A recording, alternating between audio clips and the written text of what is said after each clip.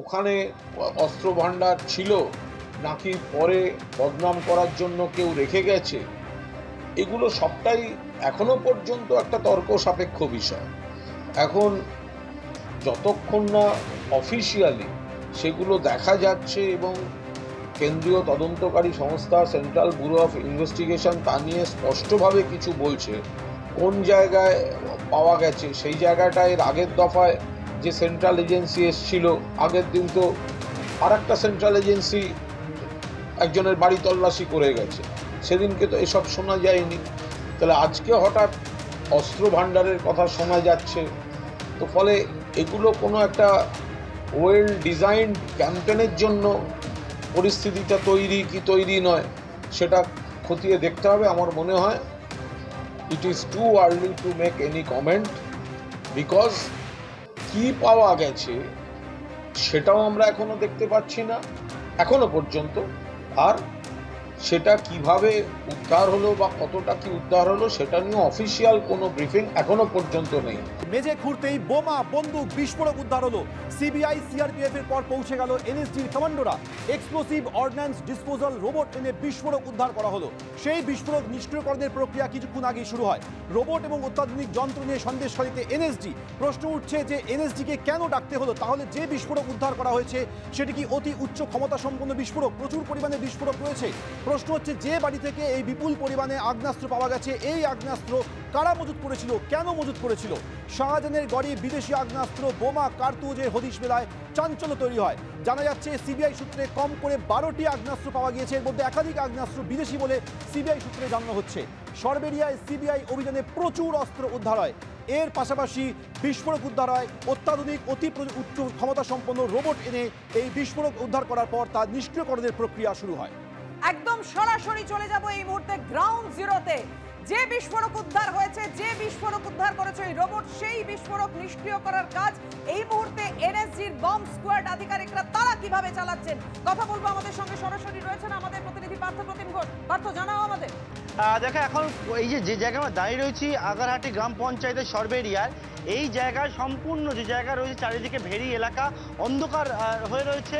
যতটা সম্ভব আমার সহকর্মী রোজারিওকে দেখাতে বলবো ছবিটি, যে এই যে জায়গা গোটা এলাকা কিন্তু এই মুহূর্তে দখল নিয়ে নিয়েছে এনএসজির কমান্ডো বাহিনী, এছাড়া কেন্দ্রীয় বাহিনীর জওয়ানেরা। চারিদিকে একেবারে ঘিরে রাখা হয়েছে এবং সেই ঘিরে রেখে যে জায়গা এই যে নিষ্ক্রিয় করা, বিস্ফোরক নিষ্ক্রিয় করার যে কাজ সেটা চালানো হচ্ছে। এবং এক্ষেত্রে কয়েকটা বিষয় তোমায় বলে রাখবো, যে এই যে ইওডি বা এক্সপ্লোসিভ অর্ডিন্যান্স ডিসপোজাল রোবট, সেই এই ইওডি যখন ব্যবহার করা হয় এবং সেই ইওডি ব্যবহার করার দরকারটা কেন পড়লো, কারণটা হচ্ছে সিবিআই এর কাছে গোপন সূত্র মারফত খবর পান তারা। গোটা সন্দেশখালীটাই তুমি দেখো যদি, তাহলে কিন্তু একেবারে সিবিআই এর অধীনে চলে গেছে। কারণ এক হচ্ছে সন্দেশখালীর শেখ শাহজাহানকে গ্রেপ্তার, তার পরবর্তীকালে যে মামলাগুলো সেই মামলাগুলো সিবিআই করছে, এবং পাশাপাশি কিন্তু একেবারে সন্দেশখালীতে অপর প্রান্তে ঠিক নদীর ওপারের যে মামলাগুলি, যে একের পর এক নারী নির্যাতনের যে অভিযোগগুলো সামনে আসে সেই মামলাগুলোও সিবিআই করছে। সিবিআই কিন্তু এই যে মামলাগুলো করছিল সেইটা করতে গিয়ে অনেককেই সিবিআই গ্রেপ্তার করে, আটক করে, জিজ্ঞাসাবাদ করে, প্রত্যেক দিন আসে, এবং আস্তে আস্তে এইরকমই কিন্তু একটা তথ্য সিবিআই এর কাছে যখন পায় সিবিআই, সেই তথ্যের উপর ভিত্তি করে আজকের এই তল্লাশি অভিযান। এবং সেই তল্লাশি অভিযানে এখনো পর্যন্ত প্রাথমিকভাবে যেমনটা জানতে পারছি, যার বাড়ি থেকে এইরকম অস্ত্র উদ্ধার হলো, এখনো পর্যন্ত জানতে পারছি এটা বিদেশি আগ্নেয়াস্ত্র থেকে শুরু করে এই রকম অত্যাধুনিক যে বিস্ফোরক উদ্ধার হলো, তিনি আদতে টোটো চালক বলে জানতে পারছি আমরা স্থানীয় সূত্র মারফত। তবে কেউই সামনে এসে কোনো কিছু বলতে চাইছে না, কিন্তু তাদের সূত্র মারফত জানতে পারছি যে টোটো চালক, একজন টোটো চালকের বাড়ি, সেই বাড়ির যখন তল্লাশি, সেই তল্লাশিতে এই রকম বিপুল পরিমাণে অস্ত্র, এগুলো কার? এই প্রশ্ন উঠছে, কে মজুত করেছিল বা কিভাবে এগুলো এলো, এখানে কি হতো, সেই প্রশ্নগুলো তো অবশ্যই উঠবে। কিন্তু এখন যে বিষয়টা গ্রাউন্ড জিরো তোমাকে বলে রাখবো, এই জায়গায় কিন্তু এনএসজির কমান্ডো বাহিনী তারা এই ভেরি যে এলাকা রয়েছে, আবারও দেখাবো যে অন্ধকার গোটা এলাকা, সেই ভেরি এলাকা যারা বসবাসকারী তাদেরকে সরিয়ে আনা হয়েছে। এই যে বিশেষ ধরনের যে রোবট যেটাকে নিয়ে আসা হয়েছে, সেটাকে কিন্তু একবারে আরএফ ক্যামেরা বা রেডিও ফ্রিকোয়েন্সি ক্যামেরা রোবটের মাথায় লাগানো ছিল, এবং সেই ক্যামেরা দিয়ে ক্যামেরা দিয়ে যে বাড়িতে যে জায়গায় এই বিস্ফোরক ছিল সেটাকে প্রথমে উদ্ধার করা হলো। উদ্ধার করার পর একটা নিরাপদ দূরত্বে নিয়ে যাওয়া হয়েছে, সেটা নিয়ে গিয়ে সমস্ত কিছু সতর্কতামূলক ব্যবস্থাপনা সেটা কিন্তু অবলম্বন করতে হয়েছে। অর্থাৎ এনএসজি সব বাহিনী রকমের ঢুকলো কোথায় না সতর্কতা সাবধানতা মেনে নিষ্ক্রিয় করার চেষ্টা চলছে। এখন আশঙ্কা কি হয় তুমি আমাদের দেখাতে থাকো ছবি পার্থ।